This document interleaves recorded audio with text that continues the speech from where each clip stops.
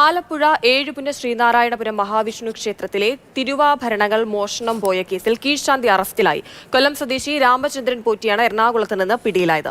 വിവരങ്ങൾ നൽകാനായി രഘുനാഥ് നാരായണൻ ചേരുന്നുണ്ട്.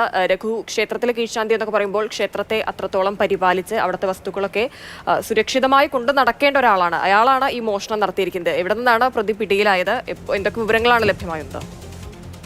വിഷു ദിവസമായിരുന്നു എഴുപുന്ന ശ്രീനാരായണപുരം മഹാവിഷ്ണു ക്ഷേത്രത്തിൽ മോഷണം. വിശേഷ ദിവസങ്ങളിൽ ചാർത്തുന്ന മാലയും കിരീടവും ഉൾപ്പെടെയുള്ള സ്വർണ്ണ ഉരുപ്പടികളാണ് കാണാതായത്. ഇതിന് ഏകദേശം 20 പവനിലധികം തൂക്കം വരുമായിരുന്നു. ഈ സ്വർണം കാണാതായതിന് പിന്നാലെ കീഴ്ശാന്തിയെ കാണാതാകുമായിരുന്നു. ഇദ്ദേഹം കൊല്ലം സ്വദേശിയാണ്. കീഴ്ശാന്തിയായിട്ട് 3 മാസമേ ആയുള്ളായിരുന്നു അവിടെ എത്തിയത്. അവിടുത്തെ മേൽശാന്തി അവധിയിലായിരുന്നു. തുടർന്ന് ക്ഷേത്രത്തിലെ പൂജയും കാര്യങ്ങളും ഒക്കെ ഇദ്ദേഹമായിരുന്നു ചെയ്തിരുന്നത്.